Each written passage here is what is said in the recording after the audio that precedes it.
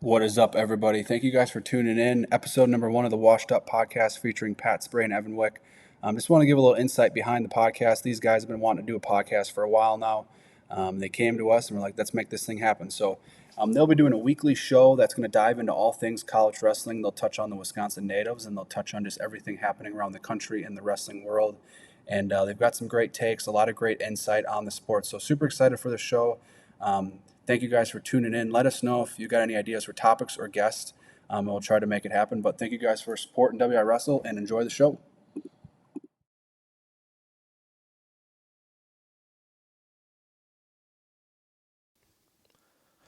What's up, guys? I'm Evan Wick. And I'm Patrick Spray. This is episode 1 of Washed Up. A little too slow again. Sorry, I we'll see. keep working on it. It's See only what you're episode saying 1. now. Yeah, We could work on it, though. it'll get better. After doing like so many episodes of this, I think we'll get in sync after a while. What episode do you think it's going to take us to? Well, it's going to be, hopefully we can get this going quickly. Dude, hopefully this could be a JRE where we're on like 1250 or something. Do you think it's going to take us 1,250 episodes to get the intro right? We'll have to expand out from wrestling. Right now we're planning on wrestling. Yeah. I'd like to hear who you would like to bring on the episodes. I have some key names, one key name specifically, but we'd have to branch out from wrestling because there's definitely not 1250 wrestling names that I think that I would want to have a conversation with. Yeah, 1,250 might be searching at the bottom of the barrel. 1250 it would be insane. If you could have one person right now like to interview Right now, in the like wrestling world. in the wrestling world, Yeah, like we have a 3-person table, and we're talking. I would say probably David Taylor. I mean, he's like the hottest name in wrestling right now. Really, David Taylor? That'd be tough. He might charge us a boatload of money. I think like reasonably. Episode 3, we bring on somebody. I think we're getting ahead of ourselves. Let's introduce ourselves first. How about? Because we haven't done it yet. And then I want to say who I want, and then maybe we could shout that out on Instagram or something. Because I think we could get him. You think episode 2? Not in person. No, episode 3. Maybe. Well, I mean, you don't live here, bro. It's not true. gonna be It's true. It's true. Anyway, I'm Patrick Spray. I wrestled at Wisconsin Rapids in high school, like 2013 to 2016. Went to Wisconsin after that, where I met Evan. Mm-hmm. Been there 5 years, and I've actually lived there for 4 years after college, working as a manager at AWA Advance over in Madison. So We roomed together for basically 5 years. basically, Yeah. well, Your first year, you basically. we were roommates, yeah, for basically 5 years. Yeah. And then I'm Evan Wick. I wrestled with the Badgers 2017 to 2021. Then wrestled with Cal Poly 2022. 4-time All-American. I wrestled in high school in California. I was a state champion there. Now I'm the assistant coach at Cal Poly. Well, if we're going to bring up our record, should I tell everybody how good I was in high school? Let's hear it. Let's see what you guys say. Well, I mean, it's not California, but I was a 3-time state placer. Took second one time. Nice. Pretty- State finals. pretty- How are the state finals? It's something, bro. It's insane. You've been to the Cole Center. You know what it's like. Dude, I love it. I wish the California state tournament was the same. We do have one spotlight. We did. On just the one. Oh, yeah, your old one. Yeah, the one. Now it's 2, but it's spotlighted, which I think would be cool. What do you mean it's 2? It's women's and men's. Oh, they run at the same time? Yeah, boys and girls. I should Wisconsin say. just started doing that. Yeah. Mm-hmm. Wisconsin started doing boys and girls? Yeah. So Oh, they have really? formats for the finals now. Instead of the 3 divisions, they have a 4th with the girls. So it goes Division 1, girls, Division 2, Division 3. Yeah, I like that. And you guys pack the Cole Center. Oh, dude, it's insane. That is sick. So, honestly, the California state tournament, as hard as it is, we maybe get half the stadiums full. What stadiums are you guys using? We use the Rabobank, which is just as big as the Cole Center, if I had to guess. What's there? What's there? What's the Robert Bank? It's just a giant arena in the middle of Bakersfield. Oh, It's kind of like Central California, okay. Bakersfield. It was super sweet. All right. Okay, Timeout. going into the first topic. Yeah. How do we think the landscape of youth wrestling and high school wrestling have changed over time? Well, I think the first thing that comes to mind is like all these high school kids that are competing with senior level athletes. Yeah, and it seems to be a new thing now. So I don't know if it's necessarily a new thing. Like I know we've talked about this before, obviously, but I think like just the amount of kids that are able to do it now is so much higher than what it used to be. Like Yeah. you're always gonna have your Carrie Colots, Mark said Hall, Mark Hall. Mark Hall Like, was competing. And I think that's kind of like when the switch started to happen, right? Because I think Valencia was kind of doing the same thing, right? Anthony? Anthony Valencia was crushing it at senior level. Yeah.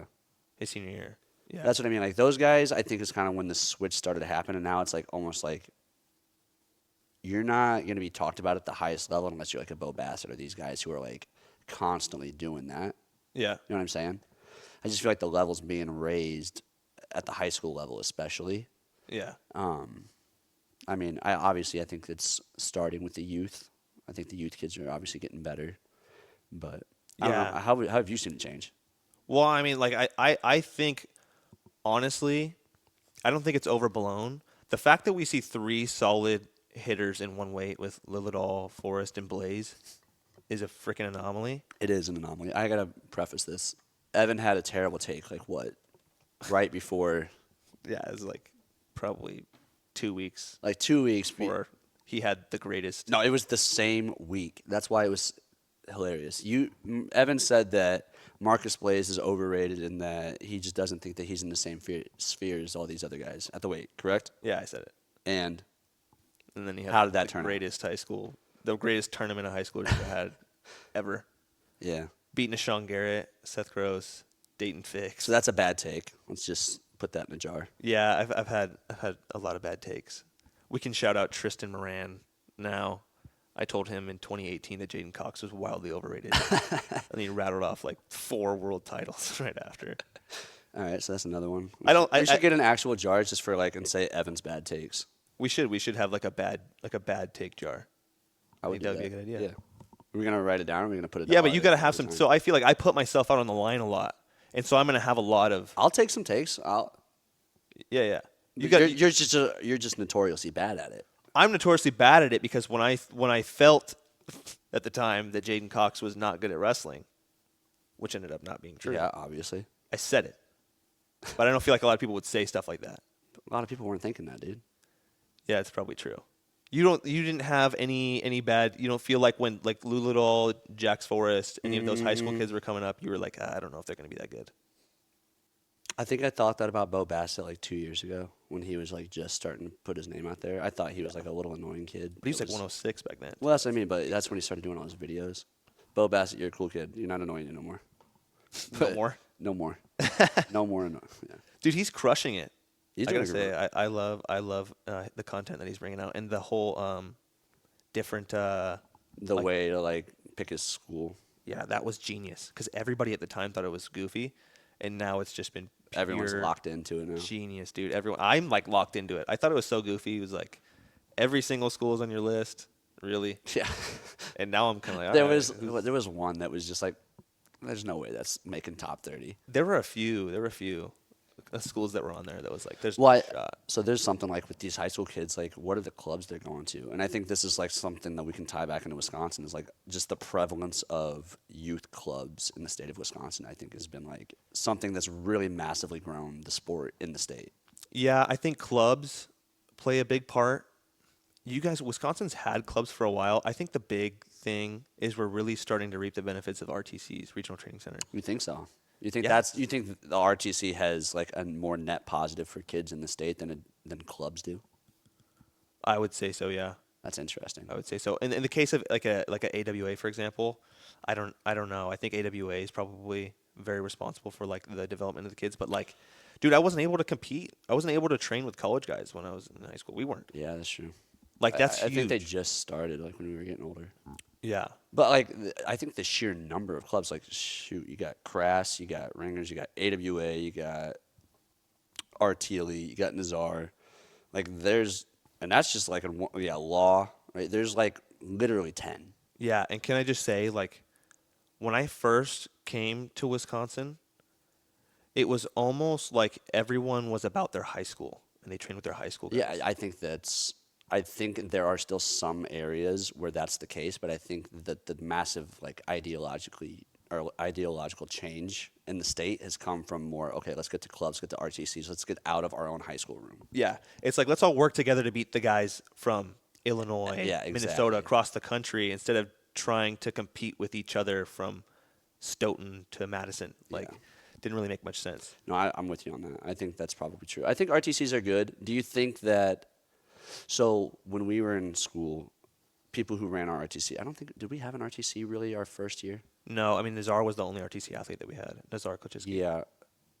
I don't remember having a whole bunch of high school kids come in. Maybe a couple times, like throughout that first year for us, but that really became more of a prevalent thing, like our third year, I think, when Bono took over. When Bono took over is when we had practice with those high school guys. Like a lot. Yeah. Like Ben would come in and be the coach for those practices, and like half the practice was high school kids. Yeah, the majority of the practice. I mean, and think about the kids that we were wrestling with. Like, how many of them are in college wrestling right now? I would say a majority of them were.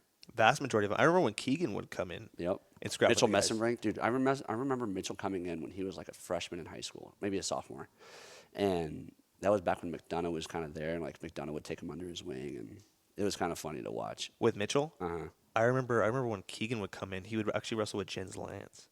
Keegan would? Keegan wrestled with Jens Lance because he was small enough. Yeah, I guess that's back when he was like 132, 138 maybe. And I remember Jens at the time. Jens knows a good amount about wrestling, and he. Oh, Jens is Victory. There's another club. Victory, yeah. That's Jens's club, Victory. Yeah.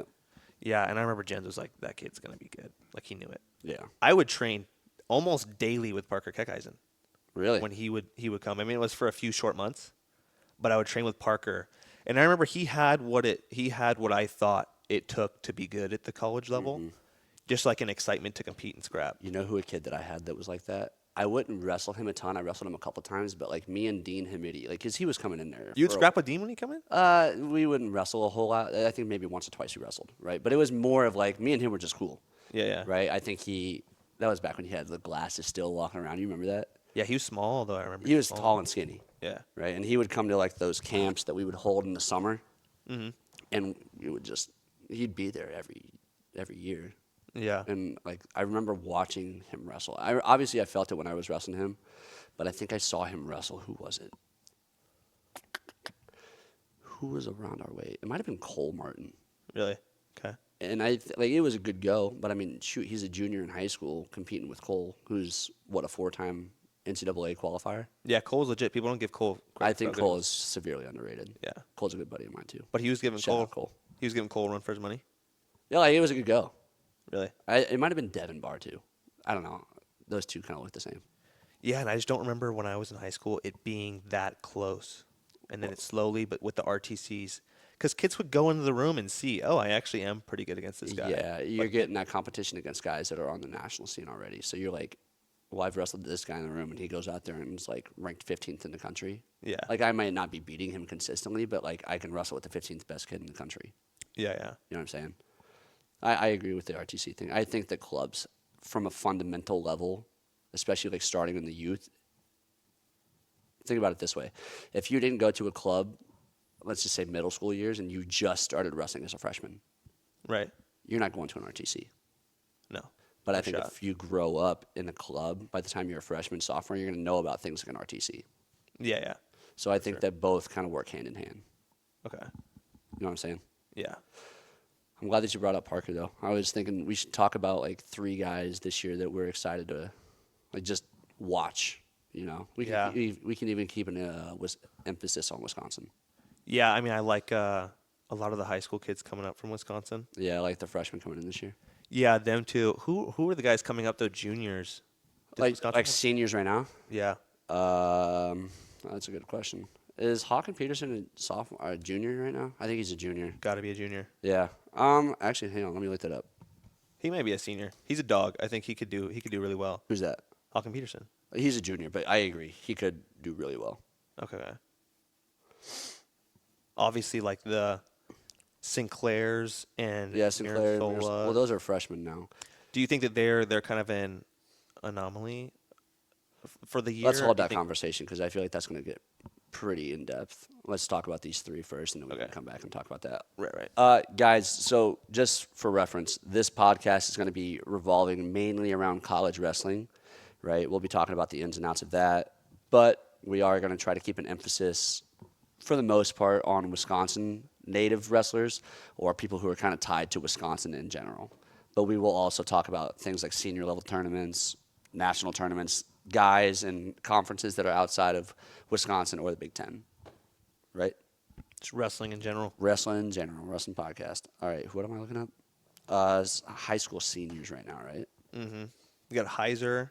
Heiser, yeah, that's a good one. Yeah, if you think of them, just call them out. Herm had a good Super 32. Herm did How have a really come good all these Wisconsin kids aren't going to Super 32? What the heck? I think that is because of the introduction of the P&L, the Premier National League. Okay. So like they're being pushed more. I know AWA in general is being like we're really focused on growing the P&L, making that like a premier tournament. Okay. So we're pushing that more so than going to Super 32. Like so for AWA, a lot of our girls went over to Super 32. Obviously some kids did as well, like Herm and some other guys. But I think most of what we're trying to do with our kids in our club right now is pushing towards the P&L. Okay. And that's got like so many different clubs around the country. Mauer Coughlin, Pinnacle, Izzy. So many. There's a Nebraska one. I can't remember what that one. Oh, they're all going to P&L. Like so many of the like elite clubs around the country are moving towards P&L, Premier National League. Okay. And we're just kind of creating our own little thing. Cormier Elite. Well, he had most of his kids at Super 32 though. Yeah, I agree. I hear what you're saying, but he's also a part of P&L. Cejudo is part of P&L. Cejudo, okay. Arizona, that's a tough club. Yeah. Okay. But I still think, like, as a college coach, Yeah, Super 32 is still like one of the premier tournaments in the country. I agree. dude, you go to Supers and you place, that's it, bro. Like, you could have, like, 30 coaches call you in 1 week. You'd probably have 30 At Super coaches. 32? Yeah, Super 32. If you place Well- top 6, Okay, so here's a question. mm-hmm. What Herm? He just took 5th, right? Something close to, 5th or 6th. And he's already committed to SDSU. Okay. You think college coaches are reaching out right now? Oh, they'll find a way. Because I don't think maybe he signed something, but I feel like that's kind of going away, right? People don't really care about signatures anymore, do they? No, they don't care about signatures. Well, preface, you don't do that at Cal Poly, do you? No. Okay, I just want to make sure. As a matter of fact, I've tried to get us to push the boundaries a little bit. You're trying to cheat? Not cheat. I didn't say that. I didn't say cheat. Push the boundaries a little bit. What does that mean? Well, I mean, I don't want to say if you ain't cheating, you're trying, because we ain't cheating. But we got to try a little bit harder with some of these kids who are like. So I mean, so what's the deal? Is Caleb like, Denny's another one. yeah. Sorry, We what got were a you bunch of kids, but we don't. I mean, I think a coach is going to find a way if a kid's that good, especially with all the money that's in the sport right now. Yeah. They're going to figure out a way to try to get a kid on their program. It just makes the program look so much better. It's worth the risk. It's worth the risk. And that was kind of what Yanni was upset on Instagram the other day. What was Yanni saying on his? Oh, so one of their kids decommitted and flipped. I forget what kid it was, but he flipped. I think maybe Away from Cornell? away from Danny Vega. Danny Vega. Yeah, Danny Vega flipped. And Where's so he Yanni going- was where's he saying, going now? VT maybe Virginia Tech. Really? Yeah, I think so. Oklahoma State. Yeah.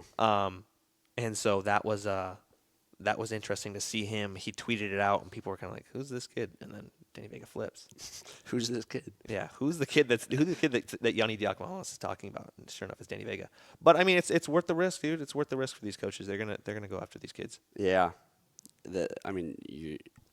I think what you said, like, if you're not cheating, you're not trying. I think obviously there's merit to that. But as a college coach now, what do you think's more important, recruiting high school kids or recruiting potential transfers? Unfortunately, the way I've seen it, recruiting transfers, kids who have already Do you done think it. that's more of an advantageous route for college coaches right now? I do, unfortunately. I mean, especially with NIL, you can get so many more kids. You can get kids like that. I mean, you're seeing programs right now that are almost entirely transfers. So if I'm a high school kid, what do I do? I mean, don't get me wrong. If you're really good, if you're a top echelon kid, you're going to be getting money. You're going to be That's getting. what, 0.1%? If you're ranked in the country, you'll top 10 in the country in your weight, you probably get NIL. Top 10 in the country is insane, though, right? Per the entire country, if you're top 10, that's an extremely awesome accomplishment, correct? Yeah, that's to be getting NIL. But don't get me wrong. Were you a top 10 guy at your weight? You probably were. Yeah. you did. You I was were number at 3 or Fargo. 4. I forgot your senior year at Fargo. Yeah, I was. I top obviously ranked. was not, Well, right? Right. So what do I do? What should a guy like me, who's probably a low level, maybe like a D2 guy level, who wants to go D1, right? What should they do? What should they do? Because they're not getting recruited by these top level schools now because they're so concerned with getting transfers. Dude, unfortunately, college is a lot about performance. Like, you got to perform to get the eye of the coaches. I think that's fair, but how much development's happening now? Is college wrestling moving away from development and more so about I mean, it's results? turning into almost like an MLB. Like guys Yeah, are it's just turning getting into a professional drafted. sport in my opinion. Yeah, it's all money now. And I think I was talking to Coach Rochelle from UTC, Tennessee Chattanooga. Miss Kyle. Yeah, and I was talking to him. I was like, has it changed? And I think it's just like, the kids are so good coming up anyway. It's hard. It's hard to get a kid to go from the love that he has for the love and trust that he has for his high school coach, who he thinks is the greatest. That's why he got so good, to then completely uproot his life, go across the country, and now all of a sudden fall in love with his other coach and believe in him the same way. I think I struggle with that a little bit too. So I think that's kind of the tough thing. But I mean, I think now coaches are just adjusting by getting good kids instead of trying to flip a kid and make him fall in love with you in the program and everything the program stands for. Yeah. You just get a kid who's good and is probably gonna make noise his first year anyway. I mean, that's obviously the hope for every college coach. Yeah. But what would I do as a kid who is maybe like D2 level who wants to go D1? I don't know. I mean, you would. Well, I think some things that you got to do is like you got to go to these upper echelon tournaments to just get your face out there. Oh, dude, competition. Yeah, get as much competition as possible. Yeah, I mean, like what do you think's more valuable? Someone who's a 4-time state champ in their own state, or going to Fargo and like maybe not even placing, but you've competed well there multiple times. Fargo, hands down. I would agree. Fargo, hands down. Like obviously, I think there needs to be merit for in-state success. But if that's the case, you can't expect other college coaches around the country to come knocking at your door. No. Right? I think to a certain level you should. But if you really want to be like one of those top guys that's getting looked at by all the colleges, you got to go to these higher level tournaments. Yeah, for sure. I mean, it's so like there's a lot of coaches that I would say are pretty lazy with their recruiting, and it's pretty much just they look at Ironman, they look at Super 32, I think that's a problem too. they look at Fargo. Yeah. And so if you're not going to those tournaments, the unfortunate thing is it costs a lot of money to go to those tournaments. But I can, It like, does. personally, I was recruited by 2 schools my whole junior year. And then I went to Fargo. I was seated, I think, like 13th or 14th, and I took second. Yep. And I had 31 schools call me in 5 days. D1 schools call me in 5 days. It was insane. That's impressive. Yeah. And that's A lot just of from kids. one tournament. One tournament, dude. One tournament, and it changed the entire trajectory of my wrestling career. And that's why, like, as like me as a coach for like obviously AWA, the message that I'm telling my kids is like, listen, you guys should be competing as much as you can, because it's like all it takes is one tournament. Yeah. All it takes is for one tournament for you to pop off, when like your entire outlook on the sport is different. Yeah. You know what I mean? And it's not going to happen. Like if you just limit the amount of times that you're putting yourself out there, it's like less darts at a board. Yeah. And even if you can't go to like a tournament, dude, I get practice matches 2 times a week.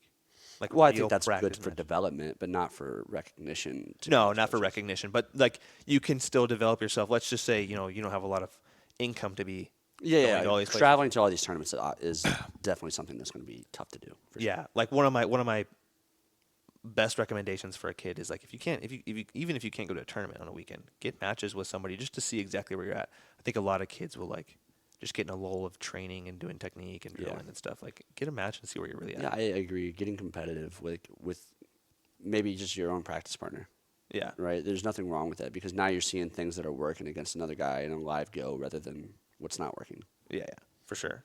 But Talk about Sinclair and Mirasolas. Are they anomalies? are we saying anomalies from like Wisconsin wrestling in general, or just Wisconsin high school wrestling. kids moving into college scene? I don't think they'd be anomalies, high school kids. I would agree. Nationally, it's very impressive. Probably not a crazy anomaly. There's usually 5 per year that are like that. Yeah, I'd say they're probably top 5, but like kids that we won't ever see again, I don't know if they're like that. But No, I definitely think that like the way the wrestling is progressing, especially in the state of Wisconsin, I hope to that level. but the trick now is it looks like is Wisconsin progressing like that, or are they just the anomalies? What do you think? Is Wisconsin the anomaly? Like, are they kind of the trendsetters? You're saying? Well, are we going to see them again consistently in Wisconsin? That level of that caliber of athlete in Wisconsin? I think that's kind of like Because right now, who's the next? You got Wolbert. Wolbert. Wolbert's a dog. Wolbert's the dog. He just took 5th out at Junior Fargo, right? Okay.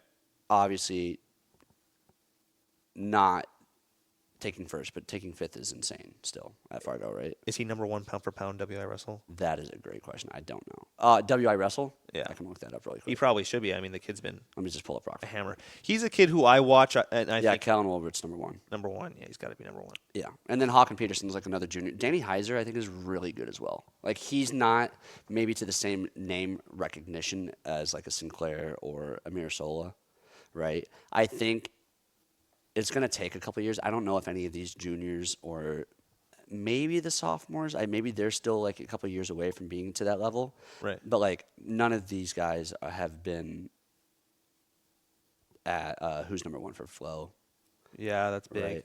right? And last year we had 2 at one weight. That was They wrestled each other. That was sick. That was a lot of fun. Sinclair and Mirasola. It was fun to be in the corner for that one. Yeah. How do you think they'll do in college?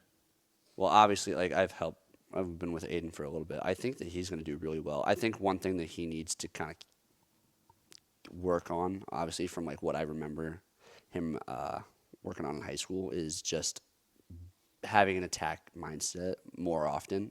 Yeah. I think a lot of times he was so good at his defense that he kind of just waited and wrestled conservatively. Yep.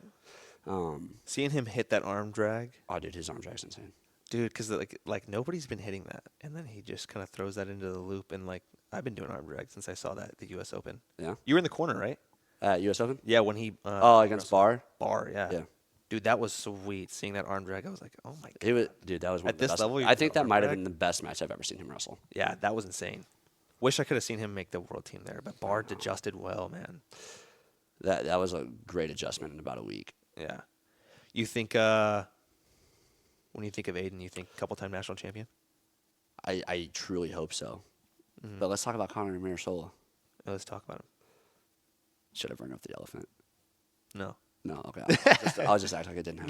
No, let's talk about it. How about you? But you say something about it. You want me to say something about it first? Yeah, if the elephant's in the room, you say something about it. All right. Well, obviously, Connor Mirasola did very well this last offseason, Yeah. right? He beat Gabe Dean. He did beat Gabe Dean. He beat a lot of good guys. Yeah. I think you're one of them. Yeah.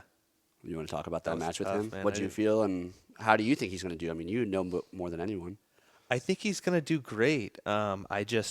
I wonder if the factor of being the guy and having the expectation to beat those high-level guys all the time is gonna weigh on him at Penn State. I think there might be a little bit of that, right, that he's got to battle with. But I mean, if I was talking to him, I would say, dude, you've been at this level for 2 years. Yeah. You know what I mean? Like, He's already done it so many times. you've already done it. You've already wrestled these guys. You've already shown that you can compete with them. There's no need to, like, think about it any more than you already have. Yeah, and there's no reason to now. You're at Penn State. Like, you Exactly. have the best possible room in the world. Maybe in Ossetia, Russia, there might be a better room with Sidakov and them, but dude, it's so hard to argue against a high-level kid like that going to Penn State. Especially with a high-level coach like Cale Sanderson there. Yeah, I think that's why they do so well, is just because those guys, they probably don't get nervous for their matches because there's no reason to. I right? think they Like, recruit. I think they recruit kids that think like that. I don't even think that. I don't even think You that. don't think that's anything? No, I don't think they're masterminding what kid is gonna perform okay, this yeah, way. Masterminding, if you I use think that phrase. they could recruit any top 5 kid in the country, and when that kid gets there, he's gonna turn into that kid because it's like you're That's getting the your culture of the team. yeah, you're gonna get your butt whipped. You got probably 10 national champs in the room who are competing against you all the time. So there's no pressure, right? You're getting your butt whipped all the time. You have no reason to doubt your coaches. Who's gonna doubt? Dude, 4 years ago they had 5 national champions. Who is gonna doubt that? You know what I mean? Yeah, that's insane. Like it would be insane to doubt your training at Penn State. So I think they don't need to mastermind getting the right kids, the kids with the right mindset. They just got to get a kid, and the kid's gonna end up being that way, just with the room that they have. What do you think their secret sauce is?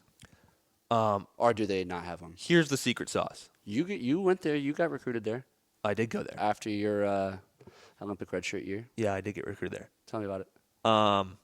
It was a cool visit. I hung out with Kale a lot, and Joey Bloomer, I think his name, Okay. it was in the middle of the summer. Joey Bloomer was my host. It was cool. But I think the secret sauce is exactly that. Those guys don't have room to doubt. Right? If you like, who would doubt themselves in that situation? You know what I mean? Yeah. How many Olympic champions? Jake Varner, Cale Sanderson, David Taylor. They had I- freshman year was Tatsuhiro Yonemitsu was there from Japan, Yeah. Olympic champion. Yeah. Like, you got 4 Olympic champions. in your room right there. I mean, I'm not saying that. Like, they're surrounding themselves with great talent, Yeah. right? Great mentors. Yeah. You still got to battle those inner demons when you get out onto the mat. You do, but less so. Like, I We were remember. talking about this with you earlier about that second year of school for you. Yeah, but the battle was, are my coaches actually doing the right thing? Did you really think that? Oh, for sure. In under any coaching I staff. think that's fair. Yeah, like there's going to be seeds of doubt anywhere. Yeah, but that seed is not going to take root when you're at. It's hard to take root at Penn State. I see your argument now. Like, as much as I love Barry, I still doubted them once in a while. Yeah. You know, dude, I'm telling you, before you step on the mat, there's a storm going on in your head, right? And there's a lot of bad thoughts. And whether or not you love your coach or not, you might start to doubt some stuff. Yeah. Like, before you step on that mat, you're so nervous. And I don't think that easily comes across the mind of people at Penn State. And I think that's going to happen now. Maybe we could save this for later with the Oklahoma State guys, and that could. Yeah. Well, let's just reel it back. So let's talk about some Wisconsin guys that we're excited to watch this year. Right. Go over your 3 real quick, and then I'll go over my 3. I have Connor Marasola. Yep. Of course. Which we obviously just talked about. He's at Penn State, probably going to be 197. Do you think he's going to redshirt this year? Who's ahead of him? Who is ahead of him? Brooks is out. He's going 84. I've heard Barr could go 97. But So he's already redshirted, right? Barr's already redshirted. So it makes sense. Well, I mean, they're both going to be 97. They'll probably have him redshirt. They're both going to be 97 for the next 5 years, aren't they? Neither one of them are going up or down. I bet Barr could go 84. You think he could go 84? Yeah, he went 86 kg this summer. You're right. No reason he can't go You're 84. absolutely right. He did. I could see him redshirting then that first year. That would make sense. Okay, number Yeah. 2. Number 2, Parker Kukheisen. Excited to see Parker. Yeah. I think Well, you're obviously excited for him and Storaci, right? him and Strachey, I think And it's going to be a great LWC. match.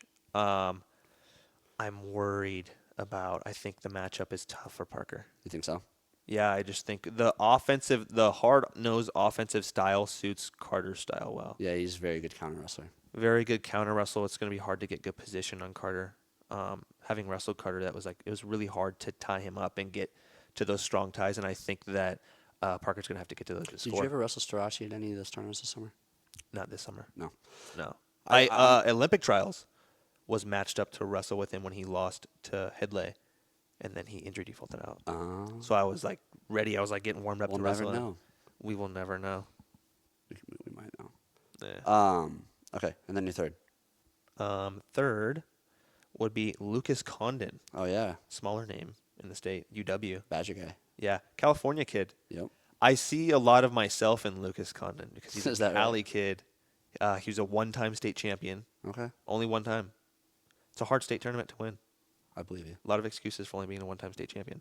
But I think he could do good. He crushed his senior year at State in California. Yeah, he had a really good offseason, too. Like, I think he competed well out at Vegas this summer, too. He did. He wrestled one of our guys. He had a great tournament. Who did he wrestle, Lamer? Yeah, Dashiell Lamer. Okay. Yeah. It wasn't that close. Lamer caught him in a lace. Oh. But I still think Condon is legit. I think he can. I think so, too. I think this is maybe a topic for another time, but I think on the Badger team, I have the most faith in him to, like, have a successful season. Yeah. Him, Braxton, and Zargo are officially redshirting. That's what I've heard. Don't know if that's true. It's speculation. Yeah, I've heard they're from not. what I've heard. I've heard they're not wrestling. Okay. That'll be interesting. Both going to redshirt. Okay. I think they both have a redshirt to give too. So Yeah, and I think Braxton's shoulder, he dislocated his shoulder. his shoulder. I heard Zargo's still banged up too from last season, so I'm not sure. Really? It's going to be tough, man. Because they would be. I have faith in Braxton. I would agree. I think there are obviously guys returning that we could have faith in, but I think obviously we've heard that, so we've adjusted our opinion on it. Yeah. And I think of the guys that are going to fill their lineup this year, I think that Lucas Condon's a kid who I have the most faith in to be competitive. Yeah, I think he'll be either 84 or I think he's 184. 84 or 74. Yeah, you know what? He might be going down to 74. But kind of in the perfect weight for if John Reeder's wrestling him consistently. And Yeah. I think he's kind of that hard-nosed style. So I think that will suit him well. For sure. We'll see. I think he's probably the best guy on the team right now. So I'm most excited to see Condon. All right. You have any more that you're excited about, or those 3 your main guys, like Wisconsin related? Obviously, other people around the country, but No, I know you're excited about Hopke. I'd like to talk about Hopke. yeah, I mean, I would like to see if he's going to be I don't think Gable's coming back. He's out of eligibility. No shot. Gable comes back. I think there's always that tease every year that he's coming back though. He's retired like 3 times. Yeah, he's retired. He's like coming. Trent, our buddy there, Trent's always like, yeah, Gable was back this week, and then he's like not there the next week, and then Yeah. I think he always just tries to keep people guessing. I know he does, and I get excited when he does these new things like the NFL. And You like that? I think it's kind of cool. I thought it was cool. What else did he do? He did something. WWE. Yeah, WWE. All right. Hopefully he comes back. Hopefully he comes back to wrestling. I hope he I'm telling you, does. I think he is the greatest wrestler of all time. I know you got your people to talk about it, but I think It's he's a the hot take. greatest wrestler of all time. At least, dude. I mean, I'm telling you, he I smashed. think he's the greatest wrestler of all time. In the United States, yeah. Yeah, dude, he smashed Mason Paris, who next year was the Hodge Award winner. Crushed him. Was an Olympic champion. All due respect to Mason Paris, I don't think that win is going to equate to him being the best wrestler in the entire history of USA Wrestling. He's an Olympic champion. That helps. He beat. I would have you know, led he with beat that rather Gano than Mason Petrashvili, Paris. who was an Olympic champion. Also would have led with that before Mason Paris. Yeah, okay, but I think folk style carries a lot more weight in You think so? in the United States. Yeah, Then a gold medal in a freestyle tournament? Olympics? World? one time. If we say one-time Olympic gold medalist, because if I use Olympic gold medalist, there's what John Smith's a 2-timer. Jordan Burroughs is a one. 1-timer. Yeah, I guess he could be a yeah. I probably should have led with that, with the Olympic stuff. That's pretty I mean, important. and he's matching all these other grades, then you're saying that he's better. Yeah, you're right. But does that Take. How about now? Now, do you think? All right. I mean, don't get me wrong, he's a phenomenal wrestler. Yeah. And I think that's a great debate to have. I'm just saying that's a hot take. Yeah. All right, Hopke. Yeah, I mean, I remember watching him a couple different times throughout the high school season. Like I went to the Cheesehead, I saw him wrestle, and that's where he lost to Dylan Johnson. Oh yeah. Yeah, from what's that? Illinois. Yeah, I can't remember the name of the school, but no, I think that was like he lost that match, but I think there and like just other times I've seen him wrestle, he's super strong in like a hand fight and a down block, like front headlock series. Okay. I'm excited to see if he can really develop an attack. Right, I think against other high level athletic heavyweights, that's kind of where we've seen some of the holes in his game. Okay. Because guys are, if he can't down block and get you into a front headlock, I've seen him struggle. Right. Right. And guys like Dylan Johnson, who is just literally a massive human. Yeah. Like Just a brick. His legs are as big as my entire body. Yeah. And that's going to be hard to like finish an attack when you get there. And he's going to see a lot of those in college. Exactly. I think it's just more prevalent, right? Where is? But I mean, he's a what? I know he's won Fargo at least one time, maybe more. Where's he from in Wisconsin? Amory, like Where's that? northwest area. I think he trains at Pinnacle, or he did train at Pinnacle. So it makes sense that he went to Ah, Minnesota. so that's probably why he got so good. The at hand Pinnacle? fighting and then yeah. Okay, all right, that makes sense. I like to hear about why these kids are so good. You know what I mean? And Yeah. Hopke seems to be an anomaly. Like he's up in that area. I think he is very close to like the Aiden and Connor level. I think going into senior year, he was at the same level as those two, and then obviously those two had a massive year Yeah. all throughout that whole high school season, and then that spring and summer after. Yeah. But no, Aiden's another one that I'm like super excited to watch. Obviously, that's my guy. And I think I've heard good things from him down in Missouri. I'm excited to see if maybe he wrestles this year at all. Obviously, all these kids get 3 tournaments or 3 events that they can wrestle at. They didn't redshirt Keegan that one year, Okay. but that was that was he the had an COVID extra year. year. He had an extra year to burn. Yeah. So I would be interested to see. He's going to be able to compete right off the bat. I think so. Yeah. Dude, I'm telling you, he was just because me and Tristan coached him when he was a freshman or sophomore. Yeah, because I came in right after you two left. Yeah, and I'm telling you, like That was what, his freshman year or sophomore year? freshman or sophomore. I'm not Yeah, it sure. was one of the two. Freshman or sophomore, and I just remember like he would come in, and even now when I train with some of the college guys, they don't expect to beat me. He College does. guys that I train with, I he as a freshman or sophomore in high school expected. I was a 3-time All-American. Like he expected to beat me. Like it would crush him when I would beat him. I mean, obviously, I'm a lower level than you, but same thing. Like, I remember the first time I wrestled him was at Ben's Academy. It was like right when I was starting to get kick-started into the club. Yeah. Ben had me come down and like just kind of watch a practice, and then I hopped in and wrestled. Yeah. He put me with Aiden and 2 other guys, and I'm obviously just fresh out of college. I'm beating them both, and they're both my weight. Yeah. And Aiden's losing his mind. He is unbelievably pissed off that I'm just taking him down. Yeah. And like he's walking around the room pacing, just in his own head, like pissed. I remember going up to Ben afterwards and be like, "Is he okay?" Yeah. I'm like, "What's going on?" And he's like, "Yeah, he just doesn't want to lose." That's the way he is. I remember his dad, because we were recruiting him. His dad told us a story about when Aiden was little. He'd play chess with him, and he wasn't playing chess to learn. He was playing chess to try to beat him. Yeah, And I was like, oh, he was playing that same game of chess with me on the rest. he's an ultra competitive kid. Yeah, super competitive. And I think that's what like this what I could see that in him when he was a freshman or sophomore. Oh yeah, for sure. Yeah, and especially now that he's like so good, it stands out. My third one's Keegan O'Toole.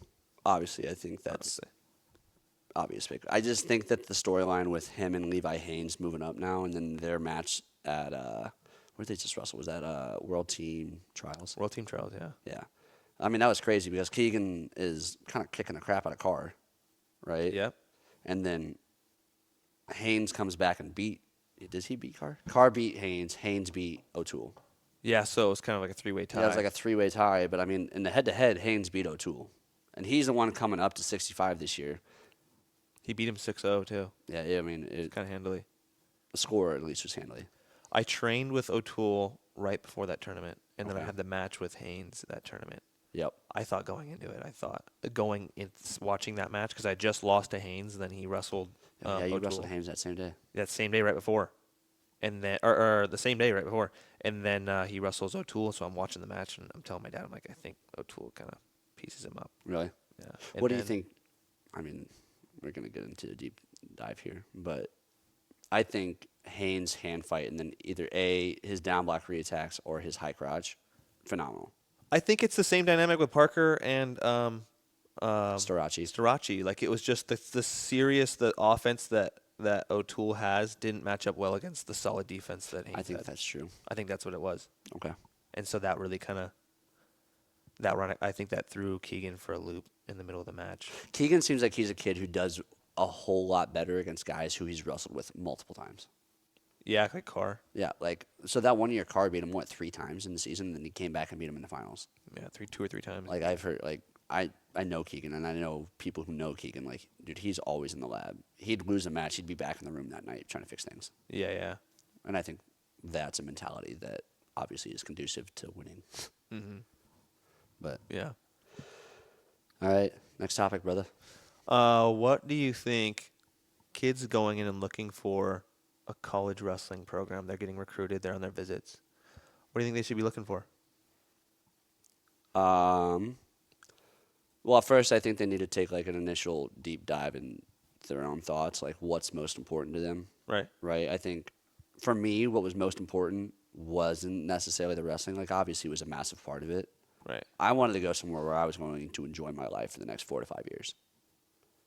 Easy. I mean, I think it sounds simple, but I think there's so many times like kids get so caught up in like, where can I go and be the best? You know what I mean? Mm-hmm. But if you go somewhere trying to be the best and you hate your life there because the town sucks, you hate the kids on the team, the coaches suck, what are you really training to be the best, or are you training to survive? Yeah. You know what I mean? And I think that there's a real problem with that a lot with the kids. I think that's why you see so many transfers. I think we see so many transfers now because kids are getting paid a lot of money. I think that's also helping. But so like back in the day, before NIL was introduced, we still saw quite a few transfers. Like once they started to take the penalty of like that year sit out that Siriano had to do. Mm-hmm. Once they, Siriano was like the first one that didn't have to sit out a year, right? Was he one of the first? I think so. Oh, wow. I think he was like, that was like the first time I remember someone like not having to sit out a year because they transferred. Yeah. But no, I think that that was a big reason why kids were transferring back then, is because they didn't like the coach, they didn't get along with the guys on the team. Maybe they just hated the city that they were at. And you think they look too much into the wrestling aspect? And I think maybe like when they were committing, they were looking too much at like the wrestling aspect. Maybe it was like a really cool visit, right?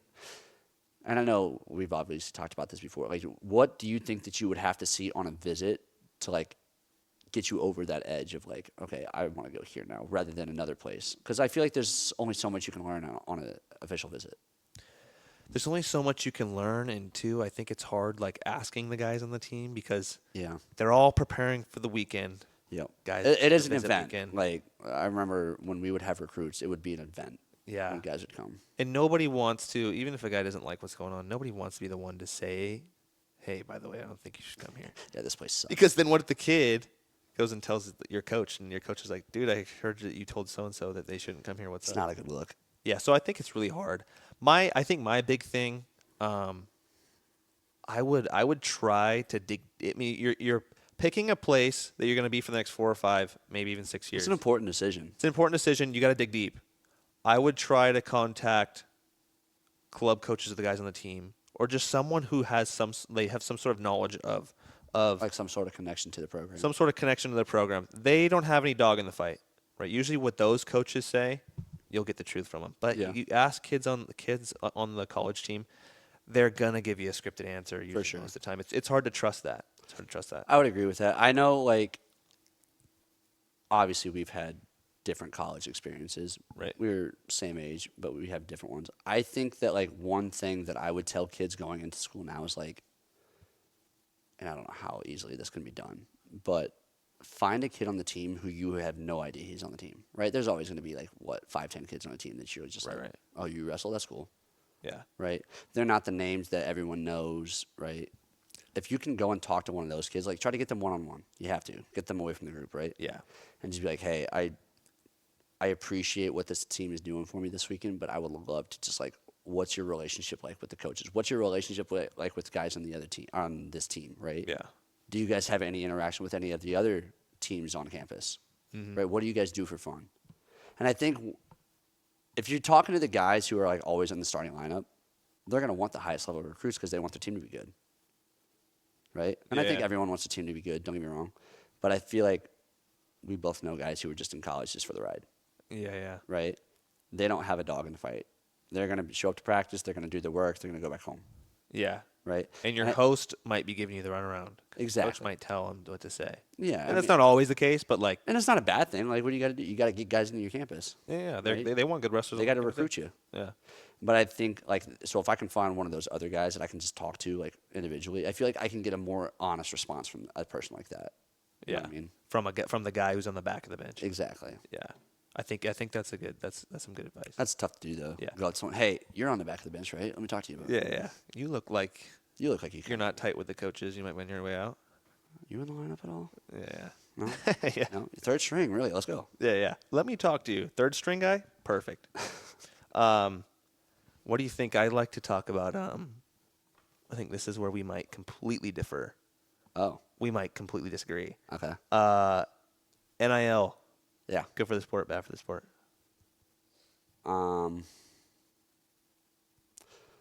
That's tough. I think there are good things and there are bad things. I think First, good things. kids getting paid for their worth, right? They are competing well in the sport that they're in, and now they are they're profiting off of that, right? Right. They're profiting off the hard work that they've done since they were 5 years old, right? And I think What- that may be why we're seeing such. Speaking of why kids are doing so good now, I think kids like Bo Bassett. You think Jackson the Ward- incentives are helping? I think on the high school level, I agree with that. I don't know if I agree with it so much at the college level because a lot of those kids were there before and post NIL start. Yeah, like know- Bo Bassett has been in high school since. Bo Bass has been a high school kid, so like he's grown with the NIL becoming a thing in the college level, Yeah, and he's kind of grown his platform from down here, Yeah. right? I think there are guys who like, let's just use Ja'Cory Teeman for a second, right? He just got a whole bunch of money to go to Iowa, yeah. right? That's not something he was thinking about 4 years ago, No, not at all. right? So he wanted to be good 4 years ago because he wanted to be good, and I think what you're saying now is you think the incentive of money is like a propellant to get better at wrestling. Yeah, I can't imagine what it's like being a high school kid and seeing $1 million contracts being That's signed. insane. Like that probably would have changed my psychology. Yeah, so much more pressure now. And we see and good pressure. Yeah, I can get paid. I can. Really I mean, do it's not bad pressure for sure. and immediately get paid. Honestly, it's like, gosh, like the kids who are in high school right now, Yeah, like just hit it big because yeah, they're already the top of they're already as good as they were. They were about to just get a $40,000 full-ride scholarship. Yeah. And now it's like, oh wait, you can get. Well, they're not maybe getting $1 that million first bucks. year. Well, that's what I'm saying. I think So those I good think guys. that leads into the problem with NIL. They're not getting that first year. I bet the good guys, but not the average Okay, so fellow guys. you would think, don't you think that they would rather spend their money on proven results rather than potential results? Dude, Marcus Blaze is as proven as he gets now. I know I had a really bad I love that you keep bringing that up. take, but dude, I he agree beat that they are 3 proven. NCAA champions. Okay, those are the highest level of kids. That's what I was saying. Okay, but like a 4-time state champ who's placed twice out at Fargo is not a Marcus Blaze or a Bo Bassett. No, of But course he's not, a high level kid. No, yeah, but there's still kids nonetheless in high school getting paid 6 figs. 6 figs, dude, for sure. I don't think as often as you think. I don't think it's that often, but I think that is kind of where I see the problem with NIL. Is that like, okay, I'm a high level recruit. I'm going to go to a place that might be recruiting over me. So my development's going to be hamstrung because I'm probably not getting as much attention as I thought I should, right? Okay, I'm not going to be able to get that money unless I now go somewhere else. correct.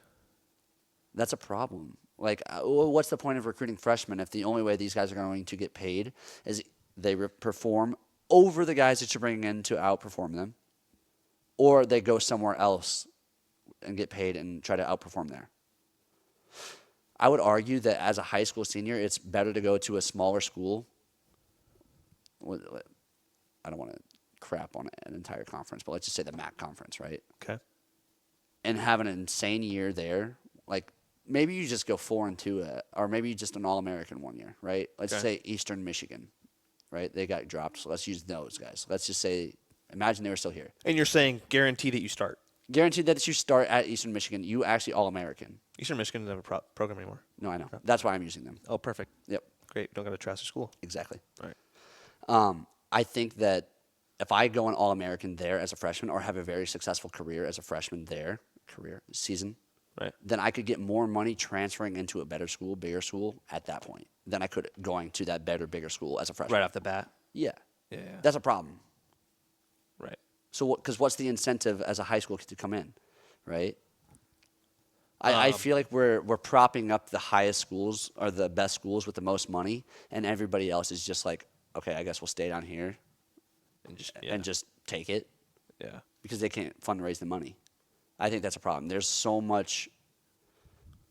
So NCAA is supposed to be an equal opportunity organization. Okay. Can we agree with that? I don't know, but I'll sign off on it. I think they are, right? I think Title IX proves that they want equality over a massive thing, right? Okay. Equality. Yeah. This is like Major League Baseball where the highest earning teams are now paying so much money for all these assets. Well, I mean the equality thing. They've never. I mean, in women to men, they've tried to do that, but they've had some kids are on full-ride scholarships, some kids are walk-on. They've never been consistent. Okay, with that but they've had 9.9 scholarships as your max, right? Right. Okay, well, not 30 scholarships is your max, but let's be real. How many schools are able to fundraise 30 scholarships? Probably two, 3. I would say, like, at the max, 10. Dude, you'd be shocked. Yeah, exactly. 2 or 3. I would- Iowa, Michigan, Penn State, maybe Oklahoma State. Okay, so they have 30 full-ride scholarships compared to a smaller school who has what? I mean, I don't want to out Cal Poly, but I would imagine that you guys aren't up to 30. No, not even close. But that's always been the case. Penn State's had 10. We've had not nearly that many. Okay, well, now it's even more prevalent because they have 30. Right. Don't you think that that's a very disparity? So it's less. You're saying the problem is that it's less equal. Yeah, it's getting further away from an equal system than where we are right now. Right. I think I see what you're saying. I really like the idea of guys getting paid in wrestling now. I think this is temporary stuff that we're going to see. Yeah. I think this is our chance to hit it big as a sport. Okay.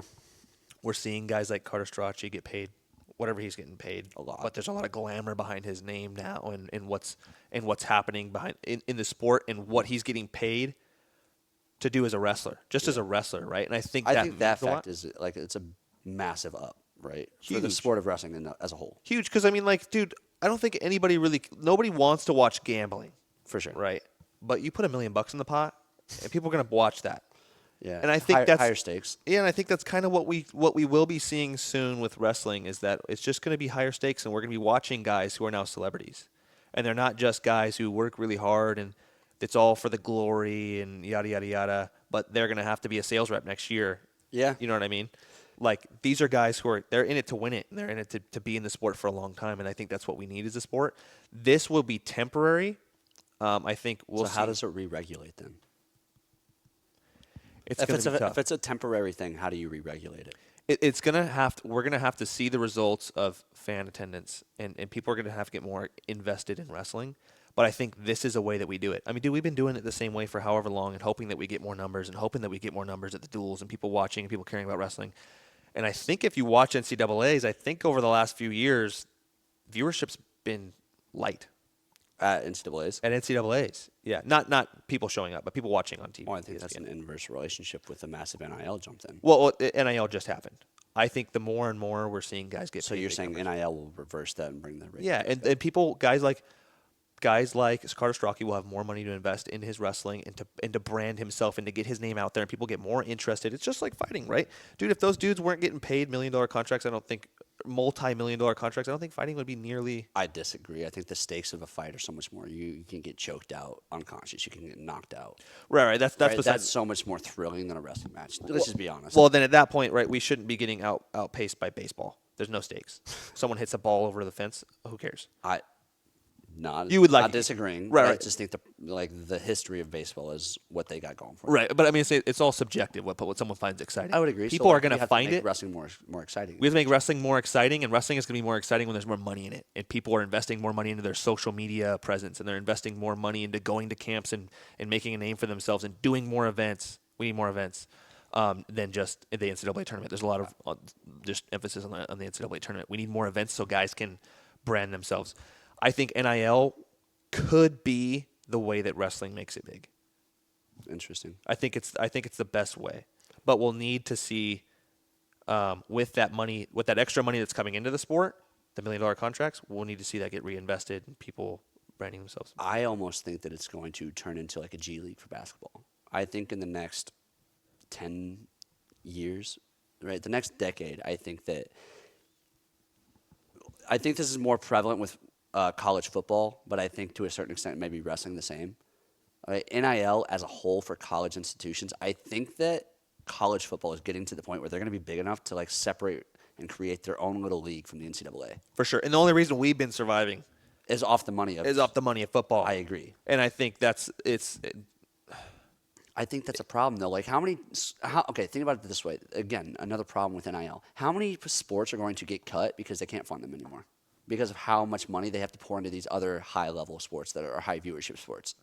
A lot, but that's problem. But I still stand by the notion: if wrestling's going to make it big, we weren't going to make it big that way before. We've kind of upped the stakes to where it's like we either make it big or we fail. Yeah, or we fail exactly. But I think people like wrestling, and I think I just looked it up the other day. I think it was more wrestlers in high school than volleyball players. Right? In volleyball, maybe they don't make a crap ton of money, but I feel like volleyball is a more popular sport. They're making a lot more money than us. Right? I think wrestling already has a lot of equivalent. Yeah, and now with the advent of women's wrestling, there's now even more wrestlers coming. That's helpful. Yeah, helpful. And I think we're at a key point in our sport where we could use this to go big. But I think right now we're just seeing a lot of people who are not very optimistic about the situation, and I think longing to go back. But if we go back, we're just going to stay where we were. I don't long to go back. I just want there to be I think some sort of regulation has to happen.